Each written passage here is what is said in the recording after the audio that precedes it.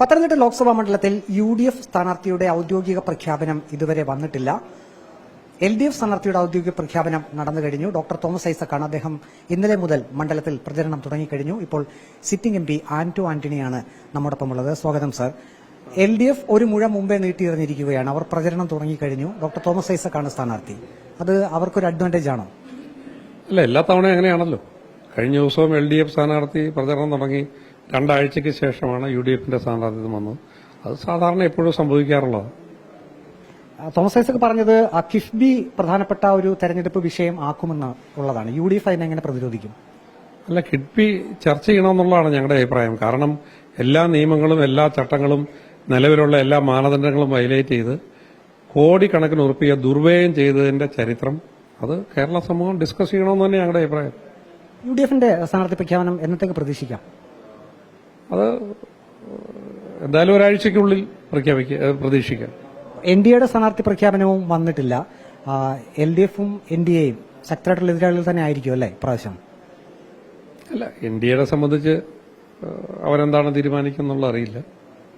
ഈ പൂഞ്ഞാർ, കാഞ്ഞിരപ്പള്ളി നിയമസഭാ മണ്ഡലങ്ങൾ ഇന്നിപ്പോൾ ഡോക്ടർ തോമസ് ഐസക് ആ മേഖലകളിലാണ് കൂടുതലായിട്ടും പ്രചാരണം നടത്തുന്നത്.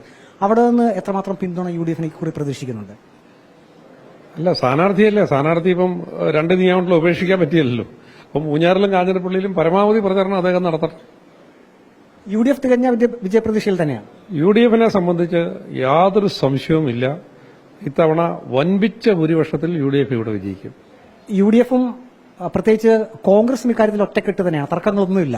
ഒരു തർക്കങ്ങളുമില്ല. കോൺഗ്രസ് ഇക്കാര്യത്തിൽ ഒറ്റക്കെട്ടാണ്. അങ്ങ് 3 പ്രാവശ്യം ലോക്സഭാ മണ്ഡലത്തെ പ്രതിനിധീകരിച്ചതാണ്. എന്തൊക്കെ കാര്യങ്ങളായിരിക്കാം പ്രധാനമായും UDFന്റെ ഭാഗത്തുനിന്ന് ഒരു തെരഞ്ഞെടുപ്പ് പ്രചരണത്തിലേക്ക് വരിക? ഒന്ന്, ഈ നിയമമണ്ഡലത്തിൽ കൊണ്ടുവന്ന MP എന്ന നിലയിൽ കൊണ്ടുവന്ന വികസന പദ്ധതികൾ. 2, എല്ലാ വിഷയങ്ങളിലും ജനങ്ങളുടെ ഭാഗത്ത് നിന്ന് ജനങ്ങളോടൊപ്പം നിന്നു എന്നുള്ളതിന്റെ ആത്മവിശ്വാസം. അതോടൊപ്പം തന്നെ പാർലമെന്റിൽ ഉന്നയിച്ച വിഷയങ്ങൾ, ഇവിടുത്തെ ഈ നാടിനെ ബാധിക്കുന്ന, ജനജീവിതത്തെ ബാധിക്കുന്ന മുഴുവൻ വിഷയങ്ങളും പാർലമെന്റിൽ അവതരിപ്പിച്ചു. അതോടൊപ്പം പാർലമെന്റിൽ കൊണ്ടുവന്ന പ്രൈവറ്റ് മെമ്പർ ബില്ലുകൾ, അതൊക്കെ ഇന്നത്തെ സമൂഹത്തിൽ അനിവാര്യമായ വിഷയങ്ങളെ അടിസ്ഥാനമാക്കിയാണ് ആ ബില്ലുകൾ കൊണ്ടുവന്നത്. അപ്പോൾ ഒന്ന്, പാർലമെന്റിൽ ഉന്നയിച്ച വിഷയങ്ങൾ, ജനങ്ങൾക്ക് വേണ്ടി നടത്തിയ പോരാട്ടങ്ങൾ, ഇതെല്ലാം ഇതിന്റെ അകത്ത് പ്രതിപാദിക്കപ്പെടും. അതുതന്നെയായിരിക്കും ഞങ്ങളെ സംബന്ധിച്ചുള്ള മുഖ്യമായ വിഷയം. ആന്റോ ആന്റണി MP UDFന്റെ വിജയത്തിൽ കുറഞ്ഞൊന്നും പ്രതീക്ഷിക്കുന്നില്ല. UDFന്റെ ഔദ്യോഗിക സ്ഥാനാർത്ഥി പ്രഖ്യാപനം വന്നിട്ടില്ല. അത് ഏതാനും ദിവസങ്ങൾക്കുള്ളിൽ വരും എന്ന് പറയുന്നു. ഏതായാലും LDFന്റെ പ്രചരണം കഴിഞ്ഞ ദിവസം തന്നെ തുടങ്ങിയെങ്കിൽ പോലും അത് UDFന്റെ വിജയത്തെ ഒരു രീതിയിലും ബാധിക്കില്ല എന്ന് ആന്റോ ആന്റണി MP ഉറച്ചു പറയുന്നു. എല്ലാ പ്രാവശ്യവും LDFന്റെ സ്ഥാനാർത്ഥി പ്രഖ്യാപനമാണ് ആദ്യം നടക്കുക. പിന്നീടായിരിക്കും UDFന്റെ സ്ഥാനാർത്ഥി പ്രഖ്യാപനം ഉണ്ടാവുക. അതിൽ പുതുമയില്ല എന്നുകൂടി ആന്റോ ആന്റണി MP വ്യക്തമാക്കുന്നു. വീഡിയോ ജേർണലിസ്റ്റ് അജി കുടുംബനൊപ്പം reporter Praveen Purushothaman, in reporter, Pathanamthitta.